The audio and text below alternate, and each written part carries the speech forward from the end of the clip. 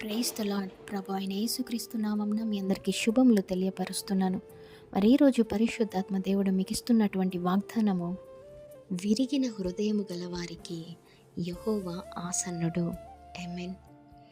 మరి ఈ రోజుల్లో చాలామంది చూసుకున్నట్లయితే మన కుటుంబంలో ఏదైనా ఒక విషాదం జరిగినప్పుడు మన బంధుమిత్రులు, మన సొంత వారు ఏదో అలా వస్తారు, పరామర్శిస్తారు, 1-2 రోజులు చూసుకుంటారు. మేము ఉన్నాములే, అధైర్యపడకండి, ఏదైనా సహాయము కావాలంటే అడగండి, మేము చేస్తామనేసి అంటారు. కానీ నిజముగా ఏదైనా సహాయం కావాలనుకున్నప్పుడు, లేదా ఏదైనా బాధల్లో, కృంగుదలలో, వేదనలో మీరు ఉన్నప్పుడు మీ బంధుమిత్రులనో లేదా మీ సొంత వారినో మరి మీరు ఆ యొక్క సహాయం కోరినప్పుడు వారు పట్టనట్టు ఇగ్నోర్ చేస్తూ వస్తారు. ఎందుకు అంటే ఎక్కడ మేము పట్టించుకోవాల్సింది వస్తుందో, ఎక్కడ మా మీద పడతారో, ఎక్కడ మేము వారికి ఆశ్రయం కల్పించాలో, ఎక్కడ మాకున్నటువంటి ఏదైతే ఆర్థికమో, ఏదైతే మనీ పరంగా మేము హెల్ప్ చేయాల్సింది వస్తుందో అనేసి కొంచెం దూరం పెడుతూ ఉంటారు, దూరంగా ఉండటానికి ప్రయత్నిస్తూ ఉంటారు.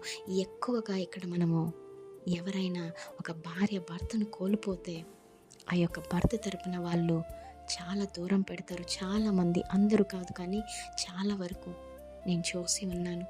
కానీ దేవుడు ఈరోజు అంటూ ఉన్నాడు, అటువంటి స్థితిలో ఈ వీడియోలు ఎవరైనా చూస్తూ ఉంటే దేవుడు వారికి ఇస్తున్నటువంటి వాగ్దానం ఏంటి అంటే, విరిగి నలిగిన హృదయం గల వారికి నేను దగ్గరగా ఉంటాను, నేను ఆసన్నుడను అనేసి దేవుడు ఇక్కడ చెప్తూ ఉన్నాడు. మరి ఈరోజు మీ బంధుమిత్రులు మీ దగ్గర లేరేమో, మిమ్మల్ని వదిలిపెట్టి వెళ్ళిపోయారేమో, మిమ్మల్ని పట్టించుకోవట్లేదేమో, మిమ్మల్ని దూరంగా ఉంచారేమో, భార్యాభర్తను, భర్త భార్యను, లేదా బంధుమిత్రులను సొంత వారే మిమ్మల్ని దూరపరిచి ఉన్నారేమో. మీ బాధల్లో, మీ వేదనలో, మీ కృంగుదలలో వారు మీకు దూరముగా వెళ్ళిపోయారేమో. కానీ దేవుడు ఎప్పుడు కూడా మీ వెంటనే ఉంటాడని జ్ఞాపకం ఉంచుకోండి. ఈరోజు ఈ వాగ్దానాన్ని ఎత్తిపెట్టి ప్రార్థించండి. తప్పకుండా మీ స్థితిలో, ప్రతి పరిస్థితిలో దేవుడు మీకు ఎల్లప్పుడూ తోడుగా ఉంటాడని నమ్మండి. Amen. Praise the Lord. Have a great day.